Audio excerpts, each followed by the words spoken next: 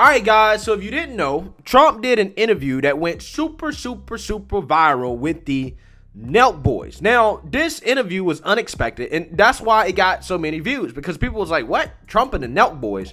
Now, if you guys don't know who the NELK boys are, they're like a popular group of YouTubers, just like regular guys that have like this college kind of brand feel-ish, where they do prank videos, vlogs, all types of like content, okay? They got a clothing brand. They're just regular dudes making videos, okay?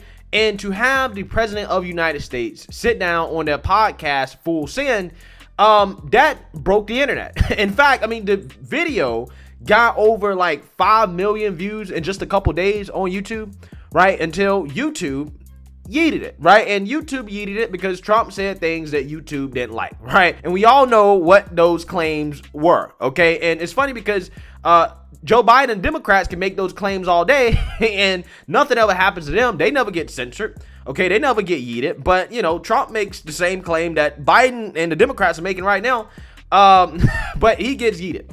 Again, don't ever tell me that censorship does not have a political bias, because it definitely does. So yeah, YouTube yeeted the video, which has probably made more people actually go and watch that podcast. I definitely recommend people check it out. But it has also caused a lot of hate from the mainstream media, because I'm gonna tell you guys, the mainstream media cannot stand alternative media. They can't stand it because they understand that alternative media is a huge threat to them. A lot of these guys are only relevant because they're subsidized by big corporations, okay? Their content is pushed to the forefront, not because people actually want to watch it. It's because, again, they're backed by big corporations. And they know that alternative media is basically ushering in a new era of entertainment that people are consuming, right? And they're pissed off about that, right? It's like an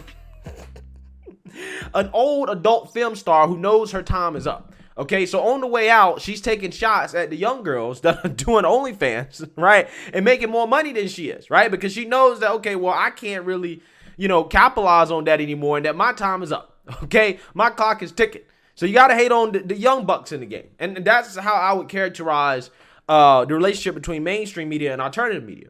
That is why you saw so much hate towards Joe Rogan. And I've said this before, and I'll make the argument that a lot of these guys like Don Lemon, Joy Reid, Chris Cuomo, I mean, he used to be on TV, but I'm just saying, these guys on TV, the reason why they hate Joe Rogan so much is because Joe Rogan gets more views than they do, they're more relevant than they are, and Joe Rogan doesn't have a background in journalism. Okay, he's just a regular guy with a podcast. However, his podcast gets more views and is more relevant than their shows. And that pisses them off because they see Joe Rogan as a guy that doesn't deserve the audience and the influence that he has because he's not a trained journalist, okay? But again, I would argue that the only difference between Joe Rogan and a Don Lemon is the fact that Don Lemon has a script and Joe Rogan doesn't have a script. And people like to watch people who don't have a script, who are just simply coming out here and giving their opinions, and that's it, right? And Don Lemon is pretending like he's not giving his opinion, that he's objective news when he is in fact just giving his opinion. It's just that his opinion is scripted, okay? It is what the mainstream liberal media wants you to hear, okay? So that being said, speaking of Trump and Rogan, Trump needs to go ahead and just go on Joe Rogan's podcast. I don't know what's holding him up, okay? And this era where this guy is considering running for president again in 2024, he's gonna be censored on every mainstream platform, right? And it's going to be hard for him to actually gain any traction on social media. So he needs to take advantage of these alternative platforms like Joe Rogan, and he needs to be going on that show, right? He needs to be making an appearance on Joe Rogan probably every 6 months or so. If I'm Trump's strategist, I am making him go on Joe Rogan. If you want to run in 2024, go on Joe Rogan, okay? I don't know why it hasn't happened yet, right? It needs to happen. If you go on NELK Boys, you can go on Joe Rogan. Trump and Joe Rogan needs to happen. So, yeah. Now, to this story right here, which is Jimmy Kimmel, who came out and mocked the NELK Boys after the Trump interview, called them a small group of YouTubers, and the NELK Boys fired back. They tell him to pack it in and let the big dogs take over power. Basically alluding to my argument at the beginning of this video, which is that these legacy media guys are on the way out. So before we read about the clapback at Jimmy Kimmel, let's actually watch the video on what he said. Mar-a-Lardo has been making the rounds. He was on a podcast hosted by This is really something. A small group of YouTubers known as the NELK boys. Now, these small group of YouTubers, right? 7+ million subscribers. Small group of YouTubers. This guy. These guys, they show up at Mar-a-Lago in sweatshirts and shorts, logos all over their clothes. Trump sits down for an hour with them during a war to answer the dopiest questions. One of the great things about Trump is it doesn't matter who's interviewing him. It could be George Stephanopoulos or three doofuses who brought a 12-pack of hard seltzer along with him. He's going to answer the same way. All right. So, yeah, you see how elitist this sounds, right? You see how he's like talking down on these guys, right? Even though they've built up a platform with over 7 million subscribers, they're a small group of YouTubers. They show up in sweatshirts and shorts, okay? I mean, he's just flat out basically saying that they aren't a part of the elite, right? They're not a part of the mainstream corporate media, so therefore they shouldn't be taken seriously, okay? And that President Trump going on their platform really is a reflection of him not being very serious as well, okay? That's basically what Jimmy Kimmel was saying, and this is a reflection of how all of legacy media feels about alternative media. They simply feel like they are better, okay, than alternative media because they have journalism degrees and because they are backed by a corporate entity. But see, what this guy Kimmel doesn't realize is that his show is dying and legacy media is dying for the exact reason that he's criticizing these guys, right? The reason why is because people don't want to hear people that are buttoned up in suits give a corporate-backed opinion. They don't want to hear that, right? You're already giving your opinion. You're not giving news, okay? You're not presenting objective facts. So if you're going to get opinion, you might as well get opinion from somebody that's giving you their actual opinion, something raw, okay? It ain't buttoned up. It's just speaking your mind. That's what people like. And that's why alternative media and people like Joe Rogan are getting so big because people like just raw opinions, right? Again, you can't get objective news from anywhere. Everywhere is propaganda. So if you're going to get some propaganda, at least make it an authentic opinion. Right? I mean, that's basically what's happening. So the NELK boys clapped back at Jimmy Kimmel's, right? Because they weren't having a disrespect, okay? Because he did disrespect them. He came for their neck, so they got to come for his.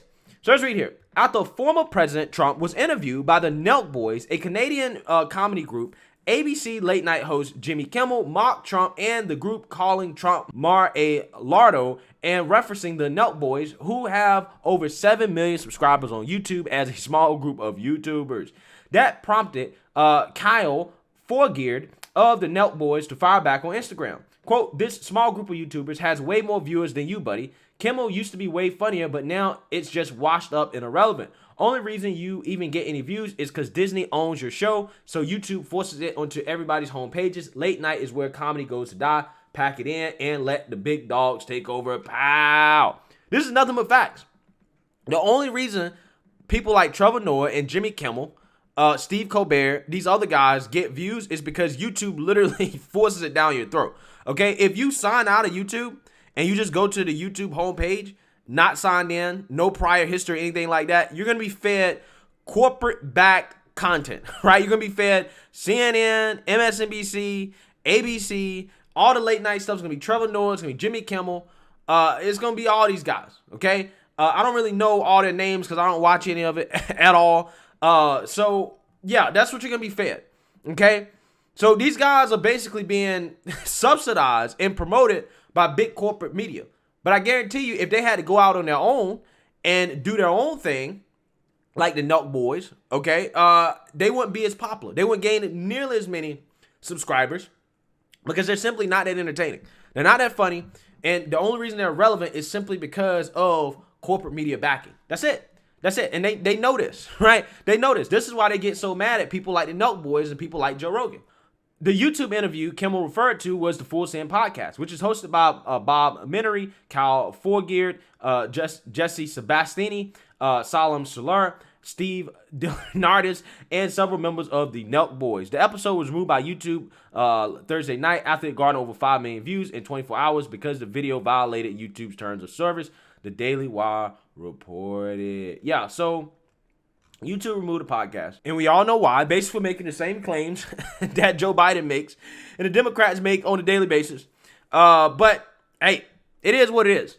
This is why Trump needs to take advantage of platforms like Joe Rogan, which I was arguing at the beginning of this video. But they got 5 million views in about 24 hours. 5 million views, guys. In 25. That was insane. Now, imagine if Trump went on Joe Rogan.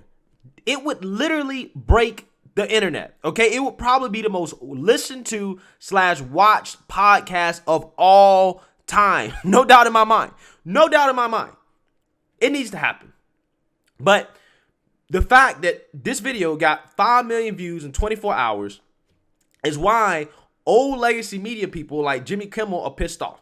This is why they got to come out here and take shots at the NELK boys, because they're simply jealous. It pisses them off that they're able to garner that many views so quickly, right? With no corporate media backing, okay? They don't like that, right? It pisses them off. Kimmel's contempt for Trump has extended to his supporters. In August 2019, he went on a rant in which he referred to Trump supporters as people who have been repeatedly punched in the head. He taunted Trump for tweeting a shout out to MMA fighter Kobe Covington, then continued, like many Americans who have been repeatedly punched in the head, Kobe Covington is a big Donald Trump supporter. Yeah, so this guy is just a Trump hater. He has a very severe case of Trump derangement syndrome, and that's one of the reasons why his comedy show is failing and that he's on the way out. And like I told you guys, these guys cannot stand alternative media. They can't stand it. Okay, they see it as a threat, and they're going to take every chance they get to take a shot at guys like Joe Rogan, the NELK boys, anybody they see as a threat to them. Okay, it's really that simple. But let me know what you guys think. Make sure you like, comment, and subscribe. Most importantly, share a Black conservative perspective. Peace.